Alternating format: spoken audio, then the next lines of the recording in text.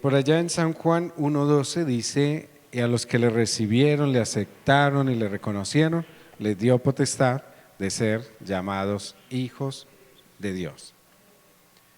¿Qué es lo que nosotros debemos de hacer? ¿Qué es lo que nosotros debemos de entender? Porque aquí no se trata solamente de obtener o de tener el conocimiento, sino de entender. Por eso, en esta noche, usted y yo vamos a hablar en la misma línea de lo que venimos recibiendo, pero hoy vamos a hablar no era su lugar, no era el lugar de él, era mi lugar, ¿cierto? Entonces, ¿cuál era verdaderamente nuestro lugar para que usted y yo hoy estemos disfrutando de la vida o de lo que usted esté viviendo? Porque dependía de eso, ¿cierto? Y compartía ahorita con alguien referente a que nosotros muchas veces despreciamos el sacrificio del Señor en la cruz. ¿Y sabe qué es lo más tremendo de esa parte? Que si usted se va al libro de San Juan, un libro que habla yo creo que es uno de los evangelios que más habla de sus obras, de sus acciones, de sus parábolas, y especifica o abre más el panorama de la vida de Jesús, porque los otros evangelios también hablan de la vida de él, pero en especial el evangelio de Juan tiene como unos punticos más, ¿cierto? Como que le da uno más amplitud, amplitud, amplitud en la vida, la obra de la vida, muerte y resurrección de el Señor. Entre esas me encontraba con comentarios científicos, no están en la Biblia los comentarios científicos, pero sí me encontraba con comentarios científicos y personas que se fueron más allá de lo que decía el Evangelio para estudiar la vida, la muerte y la resurrección de Jesús, ¿cierto? Entre eso, y estos grandes historiadores, estos grandes literarios e investigadores de la teología, llegan y van, ¿y por qué nace en un pesebre? Nosotros pensamos que un pesebre es nacer en una choza por allá, en el comedero de la burra y de la vaca y todo eso, pero eso va más allá del por qué él nace en un pesebre. Y es muy diferente a lo que nosotros tenemos en el pensamiento como pesebre, hablando de la vida de él. ¿Y por qué tuvo que ser desplazado, o en el embarazo María fue desplazada de un lugar al otro?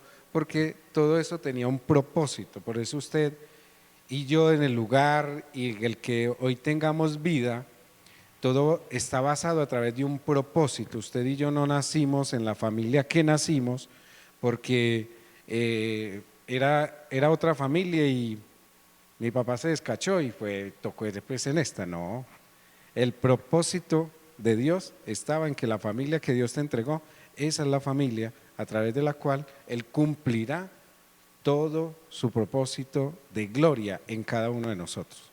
Si usted y yo hubiéramos nacido en otra familia, quizás usted y yo hoy no estuviéramos en este lugar. Dios no se equivoca.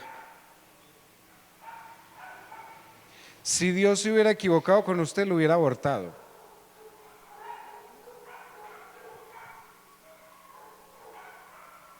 No se hubiera desarrollado usted en el vientre de su mamá. Algo hubiera pasado, su mamá hubiera hecho una mala fuerza. Se le hubiera desprendido antes de tiempo usted de la matriz a su mamá, ¿cierto? Hubiera pasado de que su mamá por preclancia o alguna otra cosa no hubiera podido dar el propósito de la luz o de la vida a usted o a mí, ¿cierto? Y que la mamá o el papá que le haya tocado no le tocaron por sorteo, le tocaron por propósito.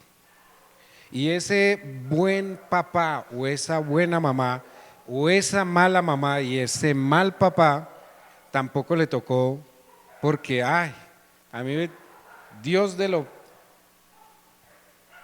peor me dio a mí lo definitivamente peor. No, Dios a usted no le dio ese tipo de papá que le dio porque, ay, lo voy a castigar. No, ay, es que Dios castiga a los que ama. No, Él no nos castiga de esa manera. Ah, es que Dios corrige a los que ama. Y entonces por eso nos dio ese lujo de mamá que nos tocó. No, todo tenía un propósito. Todos tenemos y venimos de una genealogía, así como Él venía de una genealogía, ¿cierto? Y mire que la genealogía de Jesús está ligada aún a una prostituta. Entonces, Dios no se equivocó con la generación familiar que le haya tocado a usted. De pronto usted tiene un excelente papá. Yo no tuve el mejor papá, hablando de la parte biológica. De pronto usted hoy tiene a su mamá y ya usted hoy es el niño de 47 años de la casa y todavía tiene a su mamá. Y su mamá todavía es la que le empaca la coca para el trabajo al niño. Todavía usted es el bebé de su mamá. Pero hay otros que no tenemos una madre biológica y dentro de ese propósito de no tenerla es que hoy Dios desarrolla otro propósito mayor, no desmeritando la labor de las mamás porque son sumamente importantes y cuando ellas no están todo se dispersa, todo se suelta, se desliga. Ya uno no tiene un domingo donde ir a comer frijoles a la casa de la mamá. Ya uno no tiene dónde correr cuando la mujer se enoja. Ya no hay una casa de mamá donde correr. No hay, el hotel mama, ya no existe el hotel mama. Pero aún así, en el propósito divino que Él tiene, ha hecho que de lo que usted y yo vivimos sea bueno. Pero es que yo he sufrido mucho. Ha sido bueno. Porque el sufrimiento que has vivido es lo que hoy te tiene humilde. Es lo que hizo que usted reconociera que el lugar que Jesús ocupó en la cruz no era de Él, era suyo, era mío. Y a ese, mire que los pesebres, habían comederos de animales y también habían pesebres. Y el pesebre era la parte, sí que se utilizaba de pronto como un comedero, pero no era hecha así de madera o como hoy vemos en las fincas que, ay, esta caneca ya no tiene uso, la cortamos por la mitad y va a ser el comedero de la vaca. No, tenía un propósito y no cualquiera tenía un pesebre, no cualquiera tenía ese pesebre y nació en ese pesebre. Adicional a eso, hizo que desde allí nuevamente volviera y surgiera los que eran entendidos en los tiempos. ¿Por qué seguían esa luz? ¿Cierto? Los hombres de Magob, que muchos los llaman los magos, los tres reyes magos, no eran ni Melchor, ni Malchar, ni Melchor, ni Baltasar, ni Gaspar, y Melchor nunca fue negro. Todos le echaron la culpa al negrito, pues, que porque era Melchor. No era ni Melchor, ni Gaspar, ni Baltasar, ¿cierto? Tampoco concedían el hecho de que usted colgara una media y allí le iban a traer un regalo. No, en ese momento tampoco habían medias, eran sandalias. ¿Sí? Entonces mire todas las cosas en las cuales uno tiene una idea y a uno le hacen una película, ¿cierto? Como cuando, lo voy a hablar de la experiencia personal, cuando vi por primera vez el Mártir del Calvario con Rambal, español y los discípulos mexicanos. Eso fue, o sea, ahí decía uno, ¿cómo? ¿Qué pasó aquí? ¿Cierto? sabiendo que Jesús fue colombiano. Entonces mire todas estas, y uno se hace la película, ¿cierto? Uno se hace la película de todo eso y a través de eso nos han enseñado diferentes cosas y todo eso, que esa luz tenía, mire, ellos cómo hicieron para guiarse y llegar al lugar solamente viendo ese lucero. ¿Usted no se ha preguntado cómo hacían? Si usted sale ahorita para ir a cualquier lugar y tiene que prender Waze, Google Maps, si no se pierde. Ahorita lo veíamos, ay, venga, busque en Google y tiene que aparecer, y con eso se ubica uno. Ellos lo hacían a través de las estrellas, de la luna, ¿cierto? Del viento, y todo eso lo hacía, mire, venían de algunos que eran especialistas en eso, eran la tribu de Isaacar. Nosotros vemos muy bonitos los pendones que están ahí, que tipifican las tribus, pero todos ellos tienen un significado especial y profético. Isaacar era entendido en los tiempos, ellos sabían el tiempo de cosechar, sabían el tiempo en el cual se tenían que mover. Aprendí algo juntamente con el apóstol que me corregía de pronto en el concepto y en el pensamiento que muchos tenemos, que cuando el pueblo estaba en el desierto, dice que se movía la nube y ellos se movían, ¿cierto? Y los cubría de que el sol no los quemara, pero que en la noche había una columna de fuego que los mantenía calienticos, porque el desierto puede ser muy caliente en el día, pero muy frío en la noche. Y entonces todos, cuando usted dice columna de fuego, ¿usted qué pensaba? Que estaba al frente del pueblo una columna así, ¿cierto? De fuego. Y no era así. No era así. No decía, ay, sí, ahí estaba la columna de fuego, y además que la columna de fuego también les iluminaba. No, y era la nube, la misma nube que los cubría de día, los calentaba de noche. ¿Y sabe qué hacían los entendidos en los tiempos, Isaacar y todo eso? Por eso el proceso del entendimiento de la vida, muerte y resurrección de Jesús, para nosotros entender y llegar a un punto de que el lugar que él ocupó fue el lugar de nosotros. Ellos sabían en qué tiempo se cosechaba, sabían en qué tiempo la tierra tenía que ser movida y sabían en qué tiempo la semilla tenía que ser tirada o puesta en la tierra. Cuando Jesús habla de la parábola del sembrador, está hablando del entendimiento por encima de cualquier otra cosa. Y ellos lo sabían hacer. Sabían moverse. También salían al desierto y ellos se movían porque la nube se movía. Y si decían, y según la historia, creo que llegaban a estar hasta un año en un lugar hasta que la nube se moviera. No se movían si la nube no se movía. Mire que todo se basa en que usted y yo entendamos el Evangelio, que usted y yo entendamos lo que está escrito. Por eso le decía que Dios no se equivocó con el diseño o estilo de vida que usted y yo llevamos a la fecha. Dios no es lo que la canción dice, que le da pan al que no tiene dientes. ¿Ustedes no han escuchado esa canción? Y debido a eso, ¿qué pasó con la persona que le compuso una canción donde se le quejó al Señor, a diferencia de la manera en que Job se le quejó?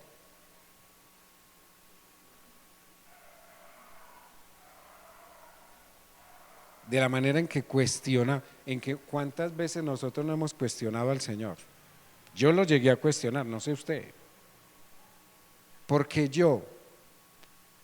a mí, si eres tan bueno, porque a mí, usted no lo hizo. ¿Cuántos han cuestionado aquí a Dios? Todos hemos cuestionado a Dios en algún momento. Todos creemos que en el momento en que perdimos algo, Él nos lo quitó. Así nos enseñaron, así nos enseñó la religión y la tradición.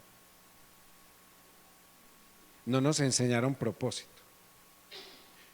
Yo era uno de los que decía, desde muy niño, A los 7 años yo ya cuestionaba a Dios al 100%, porque siempre nos enseñaron que todo lo que pasaba era porque Dios así lo hacía, pero nunca me enseñaron propósito. Cuando comencé a entender propósito, comencé a entender tantas cosas y dentro de esas cosas que comencé a entender, me di cuenta que odiaba a Dios por encima de todos, que mi nivel de odio era tan alto que por eso me era muy fácil saber y poderle hacer quizás daño a otra persona sin que esa persona tuviera la culpa, pero lo hacíamos. Y ese es uno de los errores que usted y yo más grande cometemos como seres humanos. Cuando se nos es tan fácil hacerle daño a otra persona, ¿sabe qué es? Es el grado de oscuridad o de tinieblas que hay en nuestra mente o en nuestro corazón. Y allí es donde más se nos demanda, conociendo y entendiendo propósito, que necesitamos mayor luz. Usted no necesita un bombillo de más vatios, usted necesita a Cristo.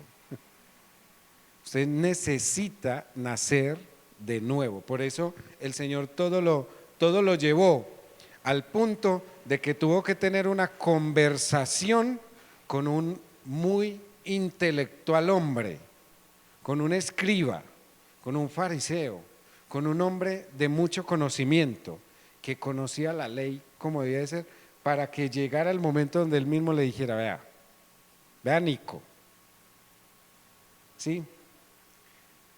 Vea a Celi, vea a Luz Miriam, si yo le hablo de las cosas naturales y usted no entiende, ¿cómo fuera si le hablo de las sobrenaturales? Entonces, ¿qué debo hacer? Nacer de nuevo. Y aún así, ¿a qué punto llegó él? ¿Cómo vuelve uno a meterse dentro del vientre de la mamá? ¿Cómo puede uno pegar ese reversazo, cierto? Si nació por cesárea, ya todo está cerrado. Y si en parto natural, dígame la lógica ahí, si en parto natural es difícil salir, ahora para volver a entrar. Entonces él mismo le decía: si te hablo de las cosas naturales y no lo entiendes, ahora de las cosas sobre nacer de nuevo. O sea, es donde ya morimos nosotros y es Él quien gobierna nuestras vidas. ¿Qué tan alejado está de vida, muerte y resurrección? En la vida, Jesús practicó muchas cosas de las que usted y yo practicamos. No practicó pecado, pero hizo muchas de las cosas, se acercó a nosotros a través de todas las cosas que usted y yo practicamos. Porque cuando cometíamos ese pecado oculto que teníamos antes de tener la luz, Él estaba ahí y estaba con nosotros. ¿Y sabe por qué estaba ahí? Cuidando de que nuestra alma, usted y yo, no cometiéramos la burrada de pactársela al diablo, porque con el diablo le puede hacer contrato sobre el alma. No es ficción lo que uno ve en las series o lo que uno ve por ahí en películas de gente que hace contratos con el diablo, pactos con el diablo. Hoy estoy más, como que voy más a la carrera, mi lengua más a la carrera que mi cerebro. Y mire todo lo que hace el Señor con nosotros. Entonces mire que Él manda o demanda que volvamos que nazcamos de nuevo. Entonces dentro de esas cosas, para llegar a algo y avanzar un poquito en lo que es las teorías que han sacado, en el tiempo de esa la vida y lo que Jesús le tocó vivir aún desde antes de nacer, luego habiendo nacido, porque no fue la única vez que fue desplazado, sino que también cuando había la persecución nuevamente de querer matar a los primogénitos y todo eso, no es nada diferente a lo que usted y yo hayamos vivido, saber que también el diablo no nos puede matar, no puede hacer nada en nosotros, pero ¿sabe qué sí puede hacer? Persuadir al corazón malvado, al corazón que está en tinieblas, para poder matar, robar y destruir. Porque él no es el que lo hace, él manda a sus secuaces. Porque a nosotros nos enseñaron, es que el diablo es el que mata, roba y destruye. Él no lo puede hacer. Satanás no tiene la potestad de matar. Satanás no tiene la potestad de robar. Satanás no tiene la potestad de destruir. Porque si no, no estuviera escrito de que para todo lo que él quiera hacer, tiene que pedirle permiso a Dios. Y Dios venció la muerte. O sea que él le quitó las llaves del Hades, las llaves de la muerte al mismo, y él no puede hacer nada. Él manda a sus secuaces. Por eso nuestra lucha no es contra sangre ni carne, sino contra principados, potestades, gobernadores de las regiones celestes. O sea que usted y yo no luchamos contra lo que nos hace daño físico, sino contra lo espiritual. Por eso hay gente endemoniada. Hay gente endemoniada.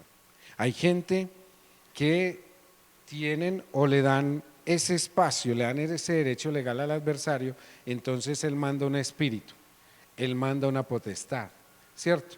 Por eso mire que el mismo Jesús luchó con una legión. Y una legión son 1000 demonios. Un solo hombre tenía 1000 demonios. ¿Cuántos demonios tenéis? Un solo hombre con 1000. O sea, mire la lucha que usted y yo tenemos. Por eso cuando habla no es contra sangre ni carne. La mayor y más grande lucha somos usted y yo. Somos nosotros mismos, con nuestra mente, con nuestro corazón, la lucha que tenemos interna para saber si ofendemos o no ofendemos a Dios. ¿Y qué terminamos? ¿Qué terminamos haciendo cuando se nos viene a nuestra mente el pecado? La mayoría de las veces, de 100, ¿cuántas veces usted y yo no cedemos a eso? O sea, nuestra lucha no es con el hermano no es el que me hace pecar. Nuestra más grande batalla somos nosotros mismos, nuestra mente. Por eso el Señor dice, engañoso y perverso es el corazón del hombre. Y este es el corazón del que Él habla, la mente.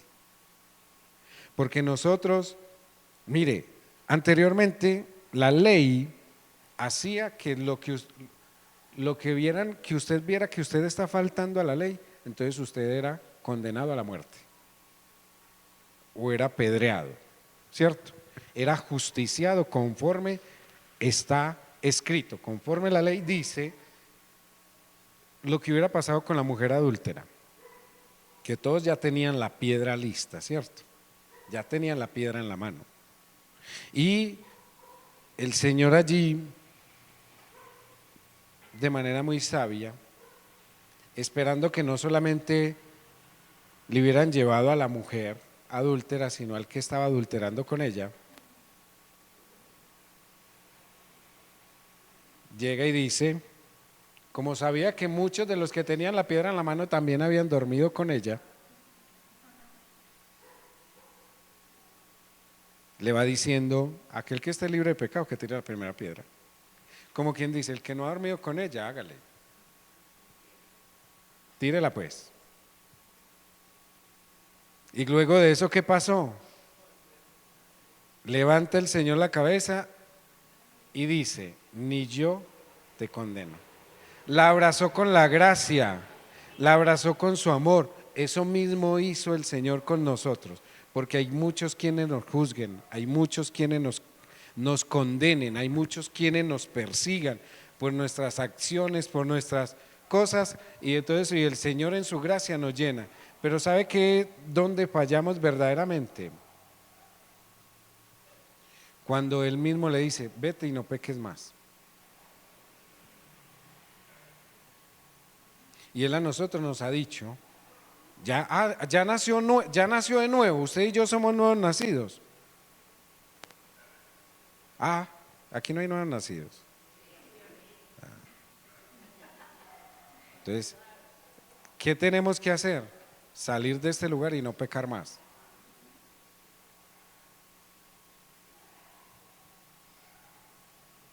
Esa es la gracia y esa es la verdad. Y la gracia es más demandante todavía. Porque mire lo que hace nuestra mente. Cuando pequemos, primero era si a la mujer la encontraron en pleno acto de adulterio y el Señor lo deja en un nivel más alto. El que haya pensado con pecado, con deseo, en su mente, a hombre o mujer, y ya haya pensado mal de él, ya pecó.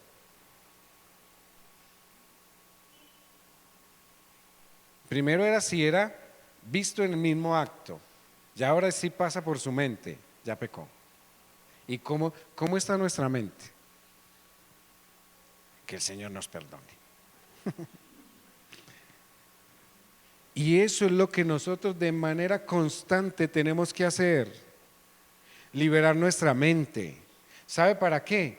Para que ninguno de los secuaces del adversario tenga derecho sobre nuestra mente. Una mente cautiva es peligrosa y el único que puede cautivar la mente es el adversario, con uno de sus secuaces, colocando los malos deseos no vienen de nosotros, no vienen de Dios. Por eso dice que Dios no puede tentar a nadie. Él no tienta a nadie.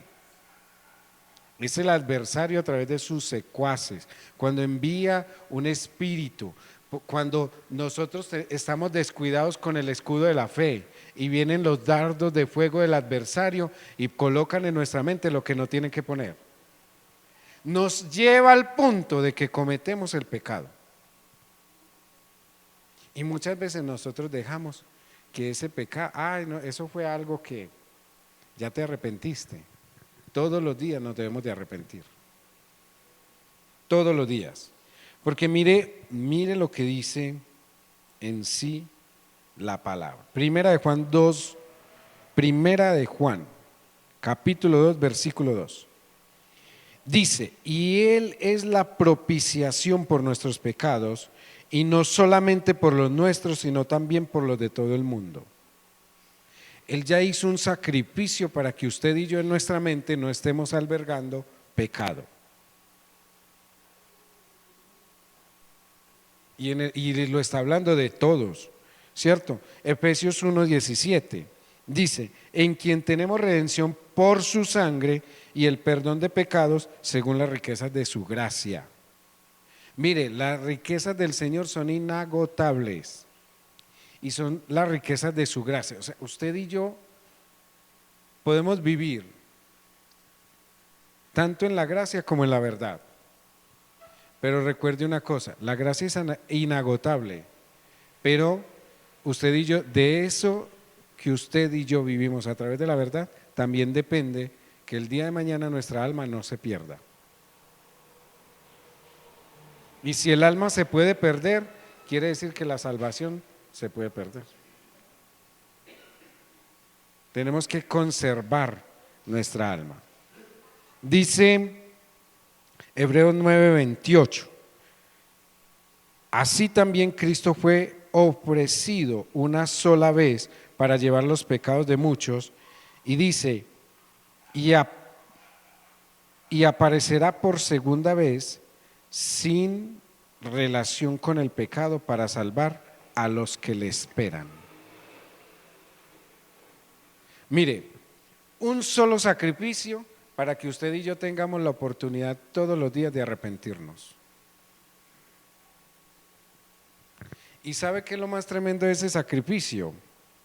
Que en el momento donde se cumple el propósito de Él, del Señor para nuestras vidas, todos nos vamos a un momento que estaban en un tiempo donde daban un premio al pueblo, o como a través de las tradiciones siempre había, indulgencias, los llaman otros, indulgencias. Entonces, allí estaba un hombre malo, asesino, de lo peorcito que había en la sociedad, un delincuente pleno, llamado Barrabás. El significado de Barrabás es hijo del Abba, o, ¿cierto?, hijo del Padre. Ese era el significado, o ese ha sido el significado de Barrabás.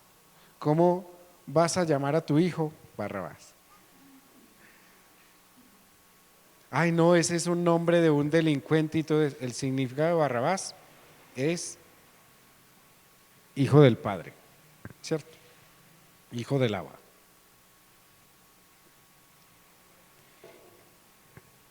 Tenga en cuenta eso, porque en el momento en que eso pasa, que detienen a Jesús, que humillan a Jesús de la manera en que lo humillan y todo eso, y que luego le piden al pueblo, bueno, aquí está, un hombre que no ha cometido pecado, un hombre que ha sido justo, un hombre en el cual no veo por qué, pero también hay una tradición que decía, parece, puedo liberar a uno de los dos. ¿A quién quiere que liberen? ¿Y qué gritó el pueblo? A Barrabás. Muchos aún, quizás de los que Barrabás les robó el celular, ¿cierto? La moto, les hizo daño, les hizo bullying, qué sé. Muchos quizás de esos de los que Barrabás les había hecho o había cometido un delito hacia ellos, quizás familiares de los que Barrabás les había matado un hijo o un padre o un hermano,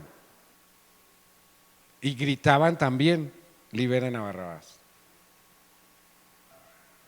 suelten a Barrabás. Y allí estaba también al lado de Barrabás un hombre que no había cometido pecado, que había sanado a mujeres encorvadas, ciegos, cojos, leprosos, que había amado, que había enseñado el poder del dar a través de que con unos cuantos peces y unos panes daba la retribución de 12 veces mayor de lo que ese niño o ese joven había dado, que había mostrado cómo poder alimentar a más de 5.000 hambrientos, que había mostrado el poder de sanar a los leprosos cuando eran lo más desechado y lo más vil de la ciudad, donde esos mismos leprosos no podían estar ni siquiera en medio de eso, sino que tenían que andar por las afueras de la ciudad, tocando una campanita que decía cada que sonaba, soy leproso. Cada que esa campanita sonaba, soy leproso. Ya ahora le llaman el animero. Aquí todavía hay animero. Yo lo he oído pasar en noviembre. ¿Ustedes saben qué es un animero? El que anima al equipo. No, el animero es que en noviembre normalmente siempre celebran los días de muertos. Y usted ha escuchado alguno que por ahí un loco con túnica y de todo eso se anda las noches y sonando una campanita y todo eso, y que es que rezándole a las ánimas y todo. Ese es un animero, ¿cierto? Entonces dentro de esos, mire que llega el momento, llegan esas, y todos querían a Barrabás. Se les había olvidado todo lo que Jesús había hecho y que a ninguno insultó, que fue justo, que fue aún una persona legal en todos los sentidos, que si le pidieron pagar tributo, pagó el tributo, que si le pedían no hacer tal cosa en las sinagogas o en los templos y de todo eso, él siempre se acogió a la ley, sin dejar de hacer lo que el Padre le había mandado hacer. Y todos pidieron que liberaran al delincuente. O sea que para ese entonces, según los historiadores, se puede decir, porque la pena de muerte para esos días era ser crucificado. Eran crucificados. Todo el que cometía pecado o delito era crucificado. Y Barrabás estaba condenado a morir crucificado. O sea que Jesús murió en la cruz de Barrabás. Era una cruz prestada, ni siquiera era la de él. ¿Y sabe qué representaba eso? Por algo él murió en nuestro lugar.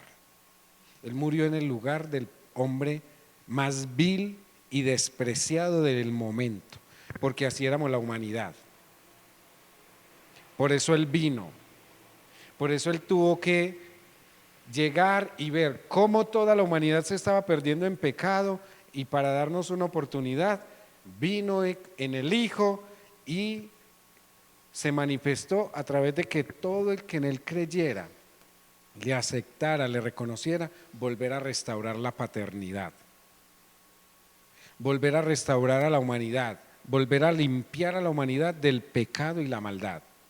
Y mire lo que acontece, que aún los científicos e historiadores médicos decían que a través de la muerte de Jesús, en los brazos, los hombros de Jesús fueron desencajados porque le tenían que estirar.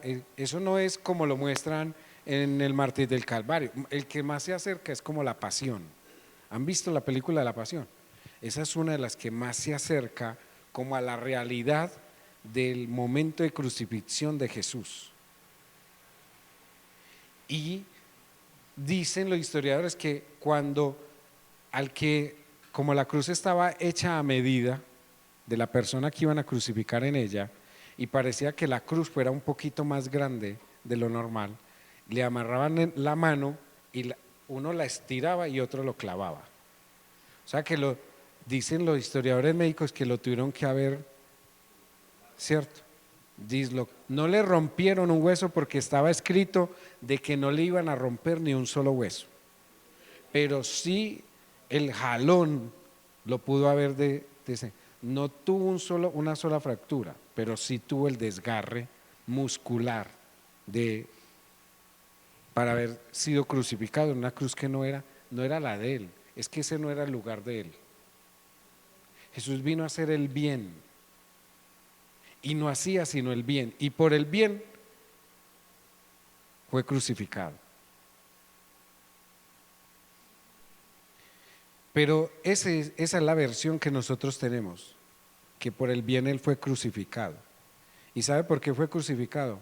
Por todos los pecados que usted y yo cometimos y cometemos. Y muchos, a través de todas las cosas que hacen, quieren volverlo a llevar a la cruz. Y si él en este momento viniera, volverían y buscarían la manera de volverlo a llevar a la cruz para poderse sentir perdonados.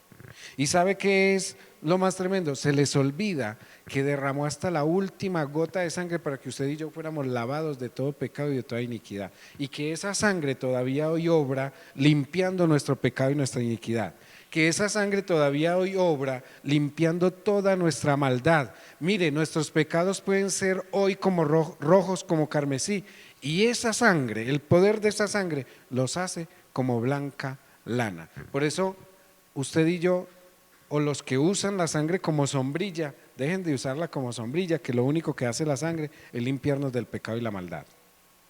Ay, me cubro no pueden escuchar que se corra, que una cucaracha escarbe en un cartón, porque me cubro con la sangre de Cristo, lo cubro con la sangre de Cristo.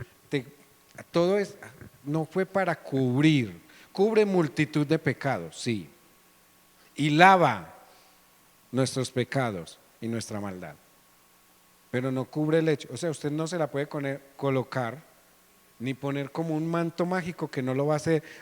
De esa manera usted no va a sentir que la mano peluda va a salir debajo de la cama. No pueden escuchar un ruido debajo de la cama, no pueden que les quede el pie por fuera de la cobija, porque me cubro con la sangre de Cristo.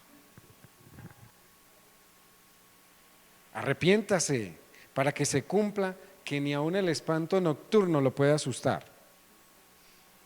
No hay nada como dormir en paz, que usted y yo puede ser el día más ajetreado, el día más corrido, el día más torturoso, y que usted y yo podamos llegar y decir: en paz me acuesto, así mismo duermo, porque en el Señor puedo vivir sustentado, confiado.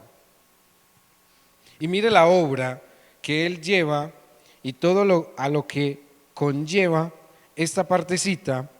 Dice Primera de Corintios 15, versículo 3 y 4, dice: porque primeramente os he enseñado lo que asimismo recibí, que Cristo murió por nuestros pecados conforme a las Escrituras, y que fue sepultado y que resucitó al tercer día conforme a las Escrituras. Para muchos pareciera que Jesús o está todavía en la cruz, o y para otros pareciera que todavía está en el sepulcro. Y pareciera que si se acercan allá donde Jesús está, huele feo. Como si se acercaran a la tumba de Lázaro. Señor, ya hiede. Y hay muchos que piensan que Jesús está en el sepulcro y lo único que tienen que hacer es bañarse. ¿Y con qué? Con la sangre de Cristo, para que deje de oler feo. No se cubra, lave la multitud de pecados que muchas veces cometemos, que son los que ofenden su gracia, su poder y su verdad. Eso es lo que nosotros debemos de hacer. Por allá dice, en Apocalipsis 5:12, dice, que decían a gran voz: el cordero que fue inmolado es digno de tomar el poder, la riqueza, la sabiduría y la fortaleza, la honra, la gloria y la alabanza. ¿Sabe qué hace cuando nosotros tenemos pecado en nuestra mente y en nuestro corazón? Cuando dejamos que la perversidad y el engaño de nuestro corazón sean más fuertes que aunque el sacrificio de su resurrección. Le quitamos. Perdemos las riquezas. Y las riquezas, cuando hablamos de riquezas, son todas sus riquezas en gloria. Cuando hablamos de todas sus riquezas en gloria, entendimiento, sabiduría, nos volvemos como la canción, sordo, ciego, mudo. Perdemos lo que Dios nos ha entregado. Perdemos la sabiduría. Ya es muy fácil que cualquiera nos engañe, entonces se levantan los filósofos a decir: es más fácil continuar el engaño que sacar del engaño. Es más fácil que usted y yo continuemos cometiendo pecado que arrepentirnos. Porque ¿sabe qué es lo que pasa? Como lo prohibido es tan bueno, si a nosotros nos prohibieran la santidad, y la santidad fuera prohibida, fuera lo que más buscáramos. ¿Y sabe por qué? Y sabe que eso tiene su realidad. Por eso otros se preocupan más por cuán largo es el vestido que por su propia santidad interna. Otros se preocupan más por cuán largo es su cabello que por su propia santidad. ¿Sabe por qué? Porque les prohíben. Entonces, como es prohibido, es lo mejor y lo más sabroso para ellos, entonces llevar la contraria. Y es más fácil esconder la lepra del pecado y la maldad en sus corazones cuando el vestido es más largo, cuando el cabello es más largo, cuando la lengua es más larga, cuando todo es de ahí y todo eso, porque es muy fácil discernir y mostrar santidad a través de lo físico para ellos, porque pareciera que es como cuando usted y yo sudamos o nos ensuciamos, que simplemente vamos al baño, nos echamos desodorante y loción y ya, todo está solucionado. Ya, por el mero hecho de estar limpios y oler rico, ya, todo está solucionado. Una enfermedad interna no se quita con un baño. El pecado no se quita con ir a bañarnos. El pecado se quita con entender qué poder tiene la sangre de Cristo al lavar multitud de errores. De nada sirve usted y yo no entender ese poder. Efesios 5:2, y andad en amor como también Cristo nos amó y se entregó a sí mismo por nosotros, ¿cierto? Ofrenda y sacrificio a Dios en olor fragante. usted y yo, mire el nivel de lo que el ser humano ha dejado de valorar. Usted y yo no somos capaces de dar la vida por otro. ¿Puede usted ver en peligro de muerte a otra persona y estar al borde de caer al abismo? Y para llegar a él usted también tiene que ponerse en peligro y usted solamente lo deja a la voluntad de Dios. Usted no le ayuda, usted no se va a bajar y se va a poner en riesgo, porque es la vida de él o la vida de uno. Y ese es el pensamiento del ser humano. No, yo o lo salvo, ¿cierto? O me salvo.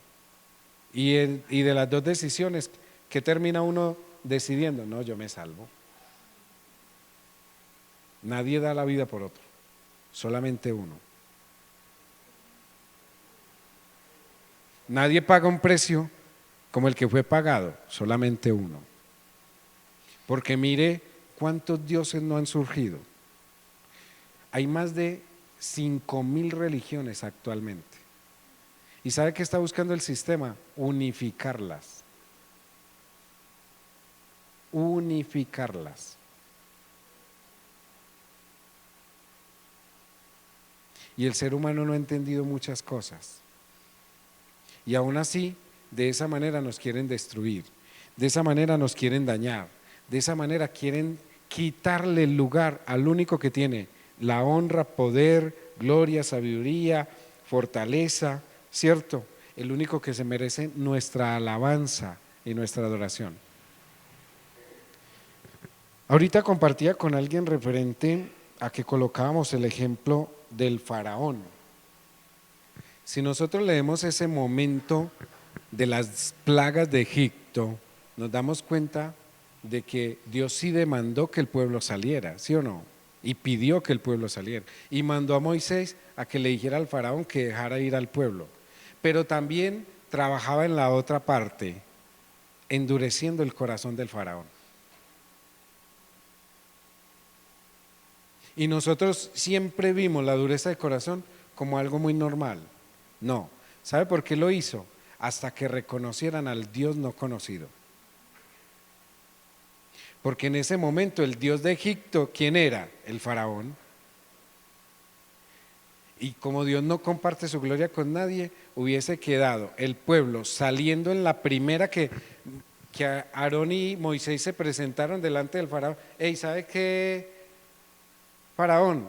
Dios dice que dejes ir al pueblo, y que faraón le hubiera dicho, de una, hágale, que dejen ir al pueblo. ¿Quién hubiera dado la orden ahí? El Dios de Egipto.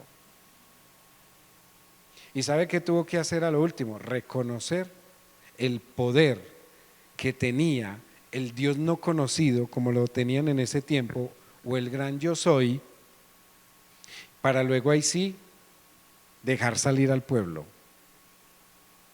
Y todo lo que tuvo que vivir.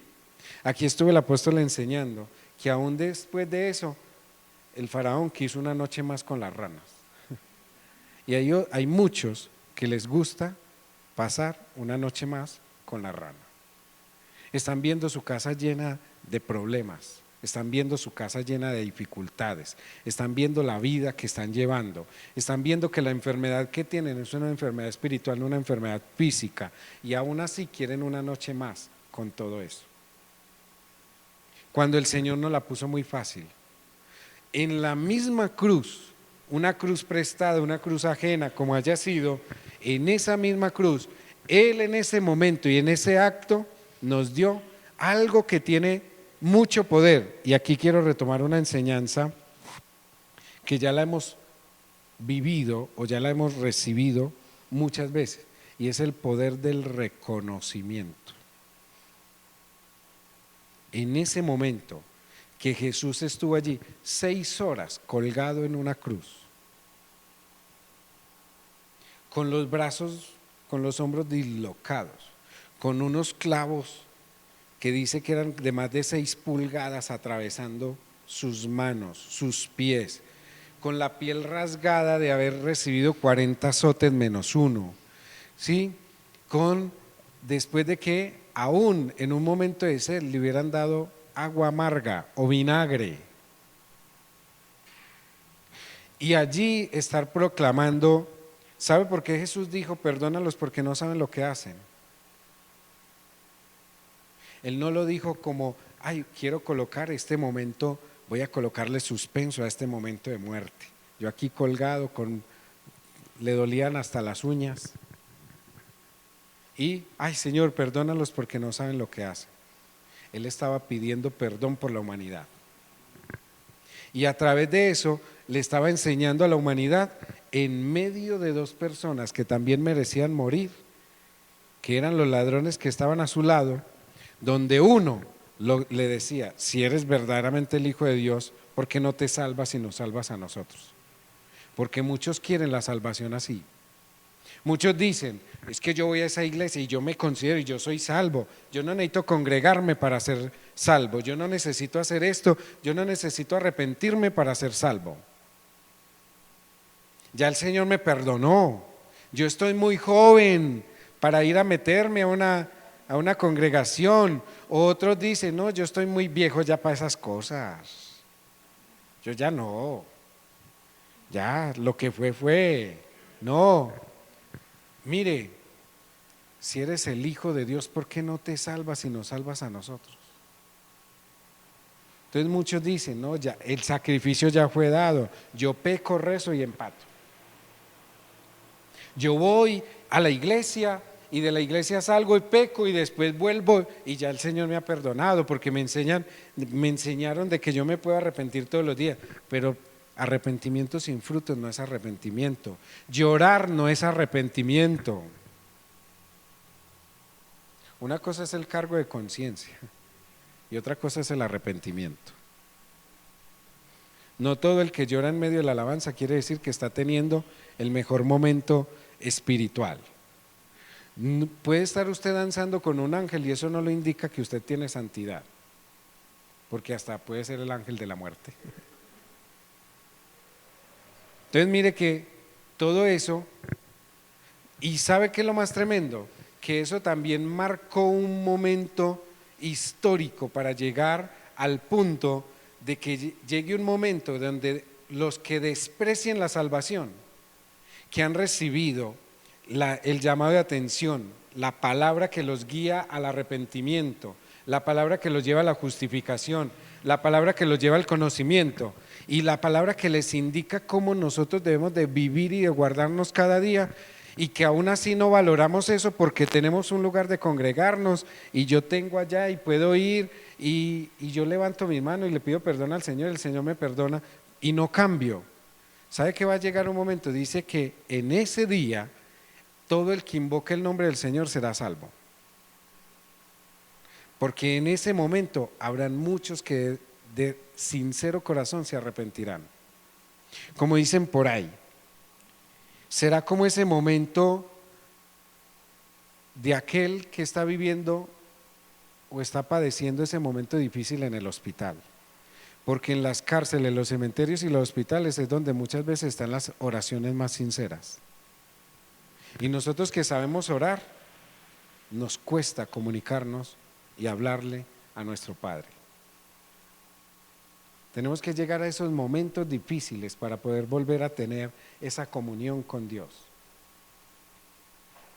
No olvidemos ese momento donde el otro le dice, este es santo, este es inocente, usted y yo sí tenemos por qué morir en la cruz. Mire, en 6 horas todo lo que pasó. Pero él no tiene por qué estar acá. Y usted y yo sí la cometimos, la embarramos. Ellos sabían que les iba a tocar, el tercio de esa crucifixión iba a ser Barrabás. ¿Y sabe qué le dijo el Señor? Sin necesidad de tenerlo que llevar a unas aguas y bautizarlo, sin necesidad de tenerle que hacer todo un protocolo como muchas veces nosotros hacemos, le dijo, de cierto te digo que hoy estarás conmigo en el paraíso. ¿Sabe por qué? Porque reconoció que él sí merecía ese castigo. ¿Y sabe qué hizo el Señor yendo a la cruz? El evitarnos un castigo. Y aún así eso nosotros no lo valoramos, porque la paga del pecado es muerte. Pero ¿sabe qué hizo el Señor? Lo revirtió para que la dádiva del Señor siempre fuera vida eterna. Y en ese poder del reconocimiento, mire lo que hizo el Señor. Le dio salvación a uno y el otro solito se condenó. Porque usted y yo no necesitamos que nadie nos condene. Ya el Señor nos habló y nos dijo qué es lo malo que usted y yo tenemos que cambiar. Pero usted es el que decide vida eterna o muerte eterna. Y dice que hay un lugar muy bonito, donde dice que el sol no dará su luz ni tampoco su calor. Pero hay otro lugar donde dice que el orín no corrompe, el gusano no muere, y es el lloro y el crujir de dientes. Y nos da la opción, como nos la dio en ese momento, donde nos acercó a través de la cruz al Padre, y muchos se quedaron en la cruz. Por eso todavía muchos oran que con Cristo están juntamente crucificados y el Señor reinando en lugares celestiales. Los hijos, amados, por eso es tan importante el entendimiento. Mientras que unos van a decirle al Señor que juntamente con Él están crucificados, dice que a otros y a los entendidos el Señor nos puso en lugares celestiales juntamente con Cristo, con toda bendición en Él.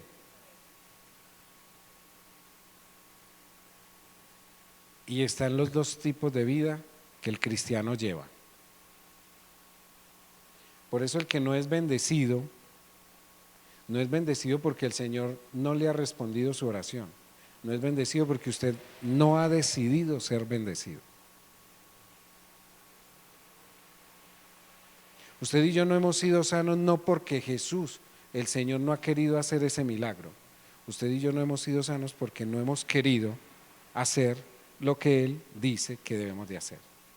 Ay, es que yo he usado mi medida de fe y de mi medida de fe he sacado mi tamaño del granito de mostaza. Es que no es el tamaño, no es el granito. No es que usted llegue, es que mi fe es como del tamaño de un granito de mostaza. ¿Sabe cuáles son las características del grano de mostaza?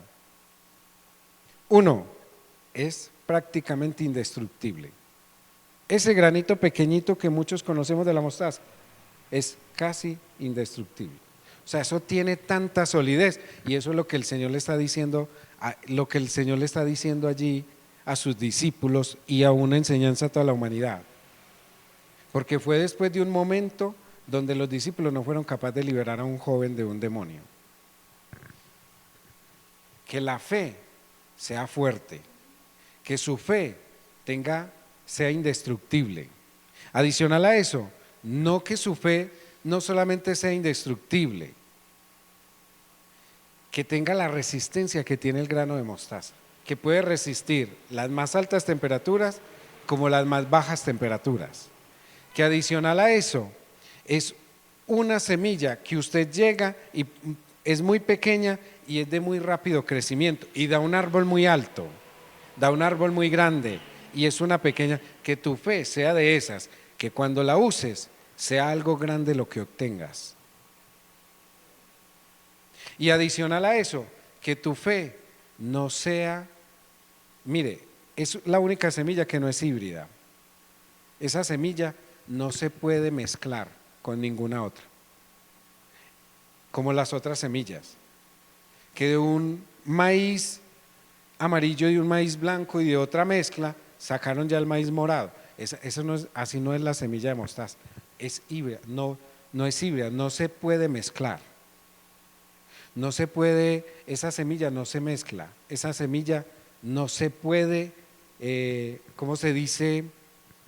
Injertar en otra, no da, no nace. La fe es única, por eso tenemos que tener una fe única, una fe fuerte, resistente. Debemos de tener una fe que cuando la usemos acontezca algo grande. Y muchos se basan, es que si tuvieras fe como un granito de mostaza, le diríamos a la montaña, quítate de ahí, échate al mar, y la montaña se moverá.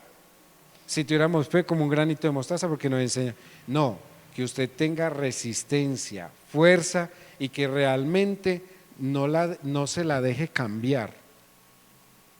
Que otro no llegue y le coloque otro pensamiento, que usted no necesite crecimiento personal para saber que usted puede cambiar, que usted no necesite crecimiento personal para darse cuenta que usted puede que no esté viviendo una temporada de depresión ni ansiedad, sino que lo que usted tiene es un vacío, que usted está vacío por dentro,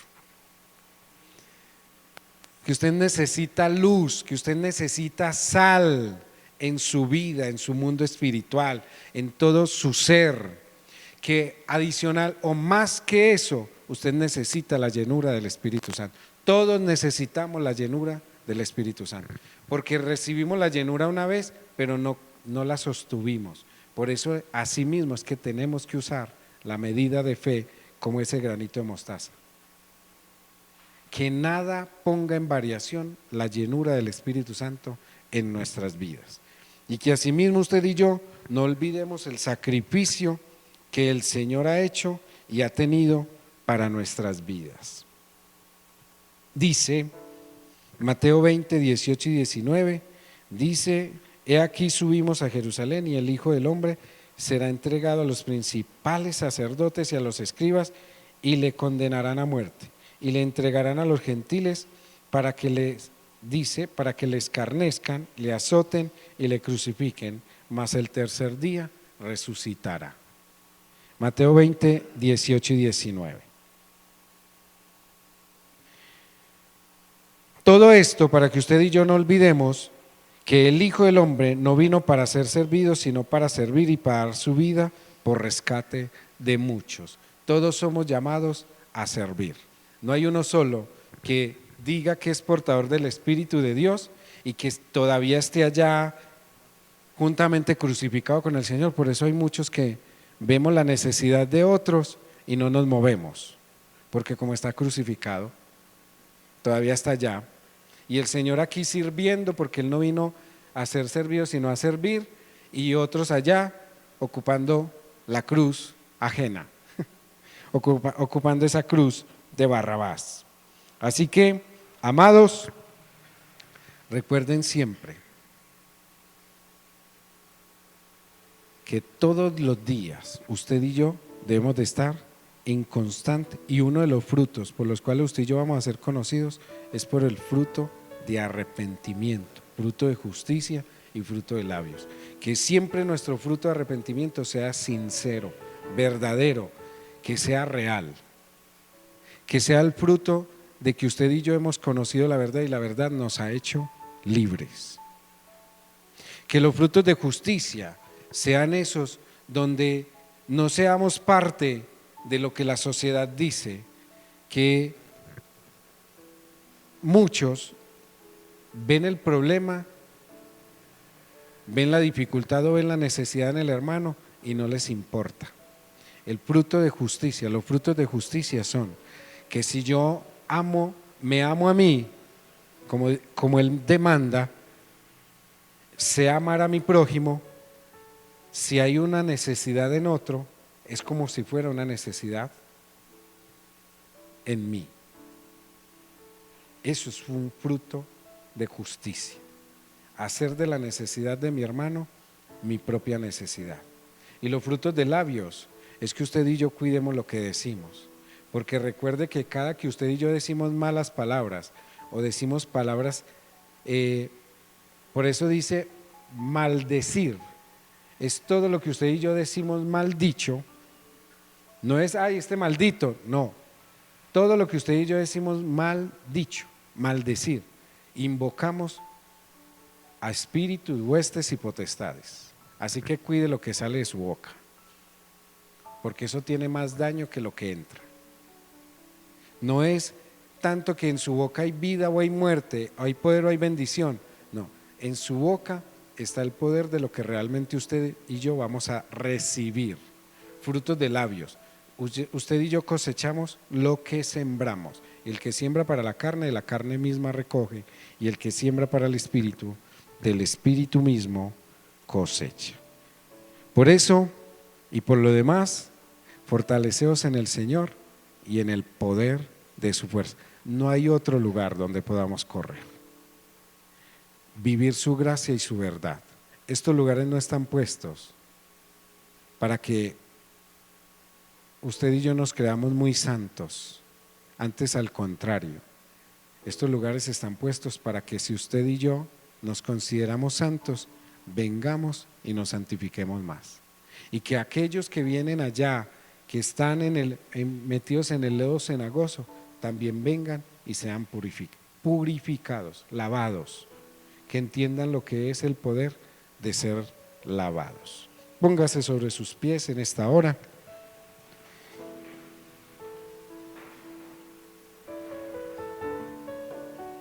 Y no olvides que no era el lugar de Él, era nuestro lugar. Él ocupó nuestro lugar. Cuán grande es el amor de Él, que si nosotros para este tiempo debiéramos de estar muertos por todas las prácticas que hacíamos, Él nos dio vida y nos dio vida en abundancia. ¿Cuánto tenemos que agradecer todos los días? ¿Cuánto tenemos que reconocer de su grandeza y de su amor? Por eso, no olvides que el Señor conoce y conocerá siempre todo lo que nosotros hacemos, cuánto nos esforzamos, cuánto trabajamos. Él reconoce, Él lo ve, cuánto nosotros nos esmeramos, cuántas luchas tenemos.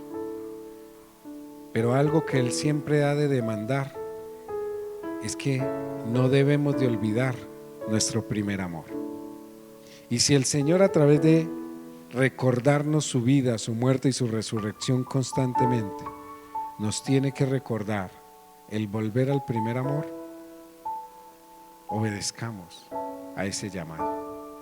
Estamos en tiempo de misericordia, estamos en tiempo donde Él todavía puede ser hallado y nosotros corremos y están sus brazos abiertos. Queda el día donde ya sus brazos no estén abiertos. Ese es el amor y la misericordia y la grandeza de Dios, que Él nos da vida eterna, que cubre multitud de errores, multitud de pecados, que fue por su sacrificio, por el derramar de su sangre, por el dolor vivido, por el desgarrar de su piel, por el ser escupido, humillado, y dice que fue llevado como cordero al matadero sin mediar una sola palabra. Asimismo lo hizo por cada uno de nosotros. Hoy reconocemos su sacrificio, pero más que eso reconocemos su resurrección, y sobre eso reconocemos su soberanía, su poder y su reinado, y también esperamos gloriosamente su manifestación. Padre, hoy te pedimos perdón en el nombre de nuestro amado Señor y Redentor Jesucristo. Pedimos perdón por el pecado de la iglesia, pedimos perdón por el pecado de los padres, de los hijos, de nuestros hermanos. Pedimos perdón por el pecado de las autoridades, de los gobiernos, de las naciones, como también, Señor, presentamos nuestro pecado, nuestra maldad, y pedimos perdón, Señor, por ello. Hoy nos abrazamos, Señor, en tu soberanía. Recibimos, Señor, de ti el ser lavados, justificados, porque eso te hace más grande, más poderoso, Señor. Vemos cómo cae y es avergonzado el adversario, como una vez más bajo los pies tuyos primeramente, Señor, es humillado, Señor, y quitado todo poder y autoridad, todo derecho legal que le habíamos dado, Señor. Hoy en arrepentimiento se lo quitamos, y justificados delante de ti, Señor, te damos gracias, porque hay libertad en nuestra alma, hay libertad en nuestro hogar, hay libertad en nuestras vidas. Asimismo, venga la sanidad, Señor, por la cual hoy, Señor, todo lo que el adversario había puesto, Señor, en los cuerpos, hoy lo llevamos sujeto a la obediencia en ti, amado Señor. Sea cual sea la enfermedad, la dolencia y la molestia, hoy la llevamos sujeta en obediencia a tus pies, amado Rey. Y que sea glorificado, Señor, por tu resurrección, la sanidad. Tú en las llagas y en las heridas llevaste las enfermedades. Y hoy en el poderoso nombre tuyo que se te fue dado y entregado con soberanía, con poder, con gloria, con reino, con riqueza, sabiduría y con todo honor, Señor, reconocemos la manifestación tuya, aceptamos y recibimos, Señor, que es tu voluntad, Señor, y tu grandeza, en la cual se obra, Señor, para bien de nosotros, en sanidad, en liberación, en perdón, en vida y amor, Señor, para nuestras vidas y nuestros hogares. Te damos gracias, te alabamos y te bendecimos, Señor, y te honramos. Salimos de este lugar en tu presencia, en tu señorío, guardados en tu poder, en tu majestad, viendo la manifestación y provisión tuya, Señor, en nuestras áreas y en nuestras necesidades, como así también, Señor, en la honra y en el entendimiento que nos das para recibir las inescrutables riquezas de tu poder y de tu gloria. En Cristo Jesús te alabamos y te bendecimos. Dele ese fuerte aplauso a Él.